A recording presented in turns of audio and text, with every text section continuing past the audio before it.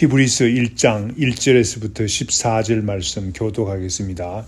1절 말씀, 옛적의 선지자들을 통하여 여러 부분과 여러 모양으로 우리 조상들에게 말씀하신 하나님이 이 모든 날 마지막에는 아들을 통하여 우리에게 말씀하셨으니 이 아들을 만유의 상속자로 세우시고 또 그로 말미암아 모든 세계를 지으셨느니라.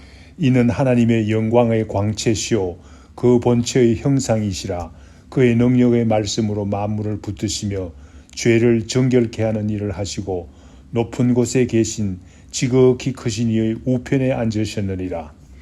그가 천사보다 훨씬 뛰어남은 그들보다 더욱 아름다운 이름을 기업으로 얻으심이니 하나님께서 어느 때에 천사 중 누구에게 너는 내 아들이라 오늘 내가 너를 낳았다 하셨으며 또다시 나는 그에게 아버지가 되고 그는 내게 아들이 되리라 하셨느냐. 또 그가 맏아들을 이끌어 세상에 다시 들어오게 하실 때에 하나님의 모든 천사들은 그에게 경배할지어다 말씀하시며 또 천사들에 관하여는 그는 그의 천사들을 바람으로 그의 사역자들을 불꽃으로 삼으시느니라 하셨으되 아들에 관하여는 하나님이여 주의 보좌는 영영하며 주의 나라의 균은 공평한 균이이다. 주께서 의를 사랑하시고 불법을 미워하셨으니 그러므로 하나님 고 주의 하나님이 즐거움의 기름을 주께 부어 주를 동류들보다 뛰어나게 하셨도다 하였고 또 주여 태초에 주께서 땅에 기초를 두셨으며 하늘도 주의 손으로 지으신 바라. 그것들은 멸망할 것이나 오직 주는 영존할 것이요 그것들은 다 옷과 같이 낡아지리니 의복처럼 갈아입을 것이요 그것들은 옷과 같이 변할 것이나 주는 여전하여 연대가 다함이 없으리라 하였으나 어느 때의 천사 중 누구에게 내가 내 원수로 내 발등상이 되게 하기까지 너는 내 우편에 앉아 있으라 하셨느냐. 14절 말씀 다 같이 모든 천사들은 섬기는 영으로서 구원받을 상속자들을 위하여 섬기라고 보내심이 아니냐. 아멘. 히브리서는 예수 그리스도의 우월성을 나타내고 있습니다. 당시 많은 그리스도인들이 유대인들이었습니다. 동족인 유대인들로부터 핍박이 심했습니다. 그래서 핍박을 피하기 위해서 유대교로 돌아갈 위험에 처해 있었습니다. 히브리서에서는 이러한 상황에서도 그리스도를 섬기는 것이 마땅한 일이요 올바른 일이라는 사실을 강조하고 있습니다. 왜냐하면 예수 그리스도는 만물 위에 뛰어난 분이시기 때문입니다. 성도 여러분, 우리가 아무리 어려워도 예수 그리스도를 떠날 수 없습니다. 왜냐하면 예수 그리스도는 모든 피조물 위에 뛰어나신 분이시기 때문입니다. 만물 위에 뛰어나신 분을 섬기는 것은 마땅한 일이 아니겠습니까? 먼저 히브리서 전체적인 내용을 간단히 살펴보겠습니다. 1장 1절에서부터 4장 13절에서는 예수 그리스도는 하나님의 아들로서 모든 만물을 창조하신 분이라고 하십니다. 천사보다 뛰어나시고 모세보다도 뛰어난 모든 피조물 위에 뛰어나신 분이라는 사실을 강조하고 있습니다. 4장 14절부터 10장 18절에서는 예수 그리스도의 사역의 우월성을 나타내고 있습니다. 대제사장으로서 십자가에서 우리 죄를 위해서 죽으셨습니다. 예수 그리스도께서 죽으셨습니다. 이 같은 일은 멜기세덱의 반차를 쫓아서 하신 일이라고 합니다. 아론이 대제사장으로서 할 수 없는 뛰어난 일을 하셨습니다. 그러므로 10장 19절 이하의 말씀에서는 어렵다고 예수 그리스도를 향한 믿음을 버리는 것에 대해서 히브리서 기자는 경고하고 있습니다. 구약의 믿음의 조상들의 신앙을 본받아서 승리하라고 합니다. 히브리서 12장 2절 말씀, 믿음의 주요 온전케 하시는 이인 예수를 바라보자 라고 합니다. 어려운 가운데서도 예수 그리스도를 바라보면서 승리하라고 히브리서 기자는 말씀하고 있습니다. 먼저 우리가 읽은 본문 말씀 1절에서 3절에서는 우리가 믿는 예수 그리스도가 어떤 분이신가를 나타내고자 합니다. 구약 성경에 나타난 선지자들이 이미 구약 시대 성도들에게 이미 나타내셨다고 했습니다. 그런데 마지막 날에는 아들을 통해서 말씀하셨다고 합니다.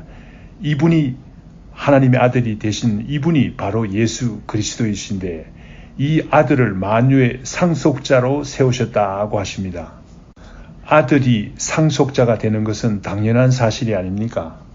또한 예수 그리스도를 통해서 만물을 창조하셨다고 합니다. 그러므로 예수 그리스도는 만물의 창조자이시고 하나님의 아들이시며 만유의 상속자이심을 나타내고 있습니다. 또한 3절에서는 아들 되시는 예수 그리스도가 어떤 분이신지를 더욱 자세히 나타내고 있습니다. 3절 말씀 읽어보겠습니다. 이는 하나님의 영광의 광채시요 그 본체의 형상이시라. 그의 능력의 말씀으로 만물을 붙드시며 죄를 정결케 하는 일을 하시고 높은 곳에 계신 지극히 크신 이의 우편에 앉으셨느니라 라고 했습니다. 너무 귀한 말씀들이 많습니다. 이 말씀들을 하나하나 좀 설명하겠습니다. 먼저 예수 그리스도는 하나님의 영광의 광채라고 합니다. 하나님의 영광은 하나님의 속성을 말합니다. 예수 그리스도가 하나님의 영광의 광채라고 했으니 예수 그리스도가 바로 하나님의 속성을 가진 하나님이시라는 사실을 나타내고자 합니다. 또한 본체의 형상이라고 합니다. 형상이라는 말은 원형을 그대로 그린 것을 말합니다. 초상화를 그리듯이 원래 모습을 그대로 옮긴 것을 말합니다. 본체라는 말은 하나님의 본질을 의미합니다. 결국 이 말씀은 무슨 말입니까? 본체의 형상이라는 말은 하나님의 본질의 모습을 그대로 가지신 분이시라는 말입니다. 바로 하나님과 동등한 분이심을 나타내고 있습니다. 또한 그의 능력으로 만물을 붙드시는 분이시라고 합니다. 만물을 붙드신다는 말은 원래 운반하다는 의미를 가지고 있는데 한마디로 말해서 예수 그리스도께서 만물을 지금도 주관하시고 섭리하시는 분이시라는 말입니다. 또한 죄를 정결하게 하시는 분이심을 나타내고 있습니다. 예수 그리스도께서 십자가에 죽으심으로 우리의 죄를 정결하게 하셨다는 말입니다. 히브리서 9장 28절 말씀과 연결이 되는 말씀입니다. 우리가 다 죽을 수밖에 없는 사람이 아닙니까? 그런데 이와 같이 그리스도도 많은 사람의 죄를 담당하시려고 단번에 들이신 바 되셨고 단번에 죽으셨다는 말이 아니겠습니까? 십자가에 죽으셨다는 말이 아니겠습니까? 그러나 지금은 어디 계십니까? 지극히 높으시니 우편에 앉으셨느니라 라고 했습니다. 하나님의 우편에 앉아 계신다는 말입니다. 하나님의 우편에 앉아 계신다는 말은 구약에서도 미리 말씀하셨습니다. 시편 110편 1절 말씀에 나옵니다. 여호와께서 내 주에게 말씀하시기를 내가 내 원수들로 내 발판이 되게 하기까지 너는 내 오른쪽에 앉으라. 신약 성경에도 여러 곳에서 이와 같이 증거합니다. 예를 들면 에베소 1장 20절 말씀에 보면 그의 능력이 그리스도 안에 역사하사 죽은 자들 가운데서 다시 살리시고 하늘에서 자기 오른편에 앉히사라고 했습니다. 이와 같이 그리스도는 지금 하나님의 우편에 앉아 계십니다. 이와 같은 분이 예수 그리스도이신데 우리가 어떻게 예수 그리스도를 버리고 다른 분을 쫓아갈 수 있습니까? 이와 같이 그리스도는 모든 분 위에 뛰어나신 분이심을 알 때 우리는 그리스도를 향한 믿음이 더욱 확실하게 됩니다. 초대교회 성도들도 유대인들의 위협과 그 어떤 어려움 속에서도 믿음을 지킬 수가 있었습니다. 같은 이유로 예수 그리스도께서 우리도 어떤 어려움 가운데서도 주님께서 지켜주실 것을 믿습니다. 본문 말씀 4절에서부터 14절에서는 천사보다도 훨씬 뛰어나신 예수 그리스도를 나타내고 있습니다. 초대교회에서는 유대인들 중에서 에세네파의 영향으로 천사 숭배 사상이 있었습니다. 천사를 숭배하는 것이 얼마나 어리석은 일인가를 나타내고자 합니다. 그래서 히브리서 기자는 본문 말씀 4절에서 14절에서 천사보다 훨씬 뛰어나신 예수 그리스도를 나타내고 있습니다. 이렇게 함으로써 천사 숭배 사상에 빠지지 않게 하기를 원하는 것을 알 수 있습니다. 첫째, 그리스도가 천사보다 훨씬 나은 이유는 그 이름 때문이라고 합니다. 4절 5절 말씀 읽겠습니다. 그가 천사보다 훨씬 뛰어남은 그들보다 더욱 아름다운 이름을 기업으로 얻으심이니 하나님께서 어느 때에 천사 중 누구에게 너는 내 아들이라 오늘 내가 너를 낳았다 하셨으며 또다시 나는 그에게 아버지가 되고 그는 내게 아들이 되리라 하셨느냐라고 합니다. 이름이 다르다는 의미는 어떤 의미를 갖고 어떤 뜻을 가지고 있습니까? 그리스도는 하나님의 아들입니다. 천사는 하나님의 아들이 아니죠. 그러므로 신분에 있어서 전혀 다릅니다. 먼저 히브리서 기자는 너는 내 아들이라 오늘 내가 너를 낳았다라고 하시면서 시편 2편 7절 말씀을 인용합니다. 시편의 배경을 잠시 설명하겠습니다. 오늘 즉 다시 말하면 왕이 즉위하는 날입니다. 왕이 되는 날입니다. 그날 왕이 여호와의 아들이라는 칭호를 얻습니다. 이와 같이 그리스도도 하나님의 아들이라는 칭호를 얻었다는 말입니다. 내가 너를 낳았다고 합니다. 낳았다는 말은 창조되었다는 말과는 다릅니다. 그래서 초대교회 성자 아다나시우스는 성자는 창조되지 않고 나셨으며 라고 했습니다. 그러나 천사들은 어떤 존재들입니까? 피조물이요 창조된 존재들입니다. 하나님께서 만들었습니다. 그러니 예수 그리스도가 훨씬 뛰어난 존재라는 말입니다. 찬송과 경배를 받으실 분이시라는 사실을 강조하고 있습니다. 그 어떤 천사에게라도 하나님께서 내가 천사의 아버지가 되고 천사가 내 아들이라고 말한 적이 있느냐고 묻고 있습니다. 없다는 말이죠. 그리스도와 천사의 신분이 이렇게 차이나는 존재입니다. 그래서 그리스도께서 다시 세상에 오실 때 6절 말씀에 보면 하나님께서는 모든 천사들에게 명령합니다. 그리스도에게 경배하라고 명령합니다. 7절 말씀에 보면 천사들을 마음대로 부리는 것을 알 수 있습니다. 때로는 천사들을 바람으로 사용하기도 하고 때로는 불꽃으로 사용하기도 한다는 말입니다. 천사가 이런 모습이라면 이런 존재라면 하나님의 아들인 그리스도는 어떤 분이십니까? 8절 9절에 잘 나타나 있습니다. 8절 9절 읽겠습니다. 아들에 관하여는 하나님이여 주의 보호자는 영영하며 주의 나라의 규는 공평한 규이니이다.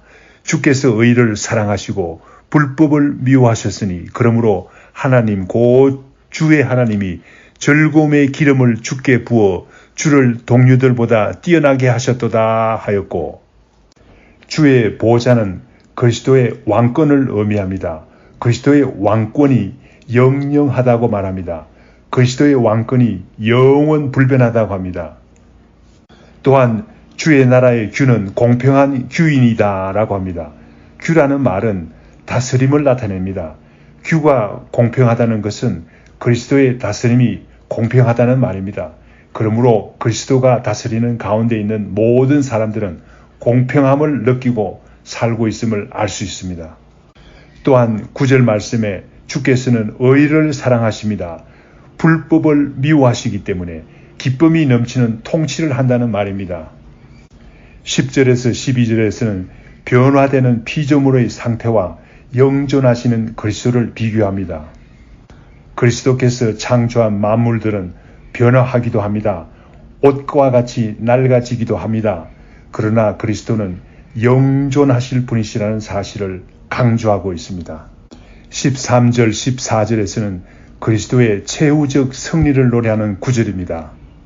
13절, 14절 말씀 읽겠습니다.